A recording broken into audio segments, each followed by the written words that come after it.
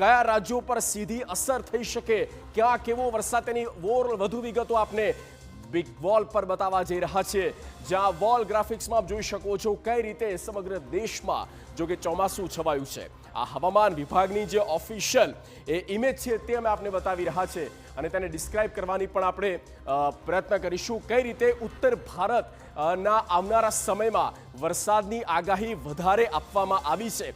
જુઓ, આ છે ભારતનો નકશો અને તારીખ સાથે અમે આપણે દર્શાવી રહ્યા છે કઈ રીતે વેવ્સ આગળ વધે છે. 5 જૂન જ્યાં શરૂઆત થાય છે દક્ષિણ ભારતમાં, ત્યારબાદ 10 જૂન, 15 જૂન, 20, 25, 30 જૂન અને ત્યારબાદ 5મી જુલાઈથી લઈને 8 જુલાઈ સુધી, એટલે કે આપણા ગુજરાતમાં આ ચોમાસું અહીંયા બેઠું અને હવે તે ધીરે ધીરે આગળ વધશે. આમ જોવા જઈએ તો એકંદરે ચોમાસું આ સિઝનમાં થોડું મોડું ચોક્કસ દેખાય છે અને આ ઓવરઓલ સ્થિતિ અને 30મી જૂન સુધી એટલે આપણે જોયું કે આખા ભારતમાં બેસી ચૂક્યું છે. હવે ઉત્તર ભારતમાં મુશળધાર કઈ રીતે, કારણ કે ઉત્તર ભારતમાં એ વેવ્સ હવે આગળ વધી રહ્યા છે, આગળ જઈ રહ્યા છે અને તેની તીવ્રતા પણ વધશે.